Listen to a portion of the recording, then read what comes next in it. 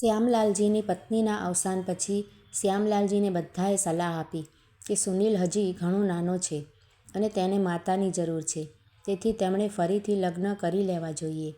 પરંતુ સાવકી માતા તેમના પુત્રને નુકસાન પહોંચાડશે તે વિચારીને શ્યામલાલજીએ ફરીથી લગ્ન કર્યા નહીં.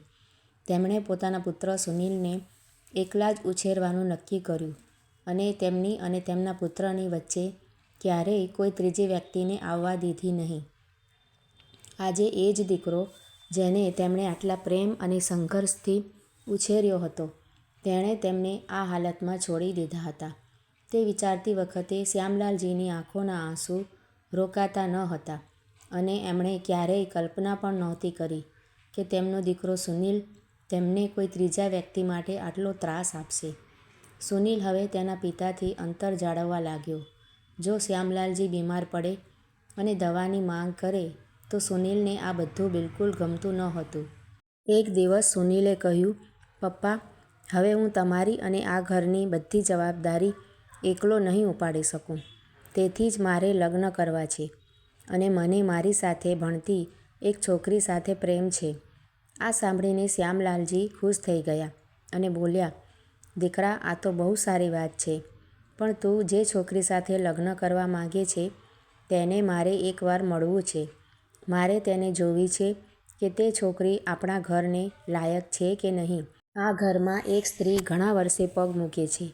જો સ્ત્રી સારી આવે તો આપણું આ સૂનું ઘર ફરીથી સ્વર્ગ બની જશે, જેવું તારી માતાના સમયમાં હતું. તેથી જ મારે જોવું છે કે તે સંસ્કારી છે કે નહીં." સુનિલે કહ્યું, "પપ્પા, કાલે જ અમે કોર્ટ મેરેજ કરવાના છીએ. તે પછી તે અહીં આવશે. પછી તમે ઈચ્છો તેટલી વાર તેની સાથે વાત કરી શકો છો. મારી પાસે અત્યારે એટલો સમય નથી." આટલું કહીને સુનિલ ત્યાંથી ચાલ્યો ગયો. બીજે જ દિવસે સુનિલે કોર્ટ મેરેજ કરીને સુમનને તેના ઘરે લઈ આવ્યો. શ્યામલાલજીએ તમામ ધાર્મિક વિધિઓ કરી હતી, જે જો સુમનની સાસુ હોત તો એ કરત. પણ સુમને ખુશ થવાને બદલે કટાક્ષભર્યા સ્વરમાં કહ્યું, "વાહ પપ્પાજી, તમને જોઈને લાગે છે કે તમે તો સ્ત્રીઓના બધા કામો જાણો છો. તો એ પણ જાણતા હશો કે રસોડામાં કેવી રીતે કામ કરવું, ખરું ને?" સુમનના નિંદાભર્યા શબ્દોથી શ્યામલાલજીનો ખુશ ચહેરો ફિક્કો પડી ગયો.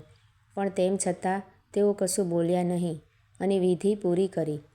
"પપ્પા, તમે બહાર જઈને બધી ચીજવસ્તુઓ લઈ આવો. આખો દિવસ ઘરે રહીને કરશો શું?" આટલું કહીને સુનિલ સુમનને અંદર લઈ ગયો. બંનેની વાત સાંભળી શ્યામલાલજી આશ્ચર્યચકિત થઈ ગયા.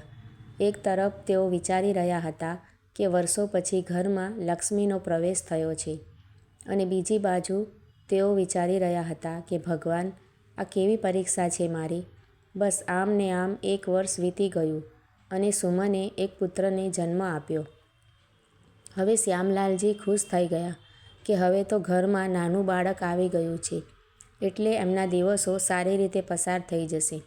પરંતુ તેમનું આ સપનું પણ ચકનાચૂર થઈ ગયું, કારણ કે સુમને ક્યારેય તેના પુત્રને શ્યામલાલજી પાસે જવા દીધો ન હતો. સમય વીતતો ગયો અને શ્યામલાલજી પોતાના જ ઘરમાં નોકર બનીને રહ્યા. ઘરનું કામ હોય કે બહારનું કામ, બધી જ જવાબદારીઓ તેમના માથે આવી ગઈ હતી. જ્યારે પણ તેઓ બીમાર પડતા ત્યારે તેમને આરામ મળતો ન હતો કે કોઈએ તેમની સંભાળ લીધી ન હતી. એક દિવસ બાથરૂમ સાફ કરતી વખતે શ્યામલાલજી લપસી પડ્યા અને પડી ગયા અને તેમનું માથું દિવાલ સાથે અથડાયું. તેમના માથામાંથી લોહી વહેવા લાગ્યું. તેઓ માથા પર રૂમાલ બાંધી અને સુમન પાસે ગયા અને કહ્યું, "વહુ, બાથરૂમમાં પડી જવાથી મને માથામાં ઈજા થઈ છે. મને ડૉક્ટર પાસે લઈ જાઓ. મને હવે ચક્કર આવે છે." આ સાંભળીને સુમને કહ્યું, "તમે તો હંમેશા પડતા રહેશો, તો શું અમે તમને વારંવાર ડૉક્ટર પાસે લઈ જઈને દવાઓના ખર્ચ કરતા રહીશું?"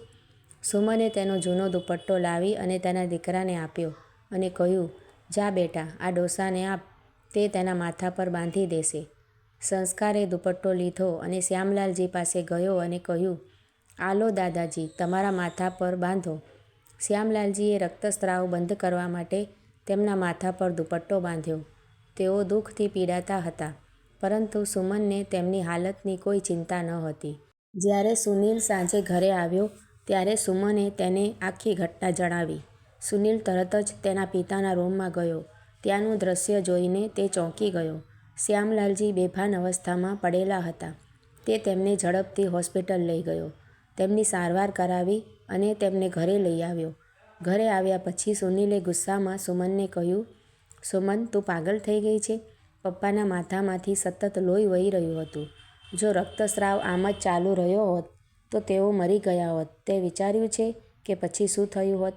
સુમને બૂમ પાડી, અરે, તે ડોહો મરે તો મરવા દો. ઓછામાં ઓછું આપણે આ આફતમાંથી તો બચી જઈશું.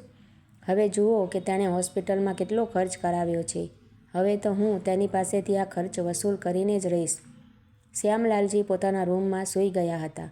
અતિશય રક્તસ્રાવને કારણે તેઓ ખૂબ જ નબળા પડી ગયા હતા. પરંતુ તેમનો પુત્ર કે પુત્રવધુ તેમની ખબર અંતર પૂછવા આવ્યા ન હતા. અંતે થાકેલા શ્યામલાલજીએ તેમની પુત્રવધુ સુમનને બોલાવી અને તેમને ખાવા માટે રોટલી આપવા કહ્યું. ત્યારે સુમને કહ્યું, 4 દિવસ સુધી તમારું ખાવાનું બંધ. શ્યામલાલ ભૂખ્યા પેટે રડી રહ્યા હતા. ત્યારે અચાનક તેમનો પૌત્ર સંસ્કાર ચોરી છુપીથી તેમની પાસે આવ્યો અને તેના દાદાને દૂધનો ગ્લાસ આપીને કહ્યું, દાદા, માએ આ દૂધ મને પીવા માટે આપ્યું હતું, પણ હું તે તમારા માટે છુપાઈને લાવ્યો છું. તમે ભૂખ્યા છો, જલ્દી પી લો. મમ્મીને ખબર પડી તો મને મારશે. સંસ્કારને શ્યામલાલજીએ કહ્યું, દીકરા, ભગવાન બાળકોની વાત ઝડપથી સાંભળે છે. તું ભગવાનને કહે કે મને જલ્દીથી એમની પાસે બોલાવે. શ્યામલાલજીનો કરુણ અવાજ સાંભળીને સંસ્કારે કહ્યું, દાદાજી, મમ્મી પપ્પા તમને બહુ દુઃખ આપે છે ને? હું ભગવાનને કહીશ કે તેમને સજા આપે. એવું કહી તે રૂમમાં જતો રહ્યો. જેમ જેમ સમય પસાર થતો ગયો તેમ તેમ સંસ્કારે તેના દાદા માટે અવાજ ઉઠાવવાનું શરૂ કર્યું. સુમન કોઈને કોઈ બહાનું બનાવી તેને બહાર મોકલી દેતી. સંસ્કાર બહાર જતો કે તરત જ સુમનનું એ જ જૂનું વલણ ચાલુ રાખતી. દરરોજ તે શ્યામલાલજીને કોઈને કોઈ મુદ્દે હેરાન કરતી. સંસ્કાર હવે બધું સમજવા લાગ્યો હતો. તે દાદાને કહેતો, મમ્મી તમને રોજ કેમ વઢે છે? પપ્પા પણ ક્યારેક તમારી ઉપર ગુસ્સો કરે છે. બેટા, એવું નથી. ઘટપણમાં મારી યાદશક્તિ, સાંભળવાની શક્તિ, સમજશક્તિ ઘટી ગઈ છે. તેથી જ હું નાની નાની ભૂલો કરું છું. તેથી તારી મમ્મી મને ખાલી સમજાવે છે. તું આ બધું મન ઉપર ના લે બેટા, જા રમ. કહેતા કહેતા દાદા સૂઈ જાય છે. સંસ્કાર એક દિવસ સ્કૂલમાંથી આવીને દોડતો દોડતો એના મમ્મી પપ્પાના રૂમમાં જાય છે અને કહે છે, મમ્મી, એક વાત પૂછું? મમ્મી, બોલ દીકરા. મમ્મી, ઘરડા માણસો નકામા થઈ જાય છે? મમ્મી, કેમ બેટા આવું પૂછે છે? મમ્મી, તું રોજ દાદાને કહે છે ને કે તમે સાવ નકામા છો, એટલે પૂછ્યું. તો મમ્મી, તું અને પપ્પા પણ હું મોટો થઈશ તો નકામા થઈ જશો ને? પછી મારે પણ તમને બંનેને રોવડાવવા પડશે. સંસ્કારના સવાલનો તેની મમ્મી પાસે કોઈ જવાબ ના હતો. ત્યાર પછી તેણે કહ્યું, પપ્પા, તમને એક પ્રશ્ન પૂછું? પપ્પા, હા પૂછ. પપ્પા, હું પણ નકામો છું? ના બેટા, તું તો અમારો લાડકો દીકરો છે. પણ પપ્પા, મારા ટીચર કહે છે કે ઘટપણ અને બાળપણ બંને એક સમાન હોય. તો મને લાગ્યું કે દાદા નકામા છે તમારા માટે, તો હું પણ નકામો જ થયો ને?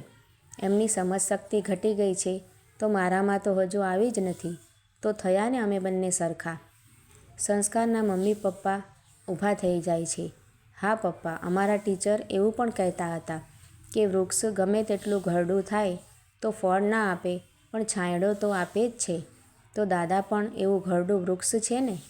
સંસ્કારની કાલી ઘેલી પરંતુ આવી વાતો સાંભળી સંસ્કારના મમ્મી અને પપ્પાના હોશ ઉડી ગયા. એમને પોતાના વર્તન પર પસ્તાવો થવા લાગ્યો. એ દોડતા જઈ દાદાના પગમાં પડી ગયા અને પોતાના વર્તન માટે માફી માંગી. આ ઘરમાં તો એક સંસ્કાર નામના બાળકે મા બાપની આંખો ઉઘાડી અને દાદાની પાછલી જિંદગી સુધારી. પરંતુ આજના ઘોર કળયુગમાં આવા સંસ્કાર ક્યાંથી આવશે? મિત્રો, આ વાર્તા તમને કેવી લાગી છે તે કમેન્ટ કરીને જરૂર જણાવજો. અને જો સારી લાગી છે તો વિડીયોને લાઇક શેર કરીને આવી જ બીજી વાર્તાઓ જોવા માટે મારી ચેનલને સબસ્ક્રાઈબ કરજો. વિડીયો જોવા માટે આભાર માનું છું. Thank you.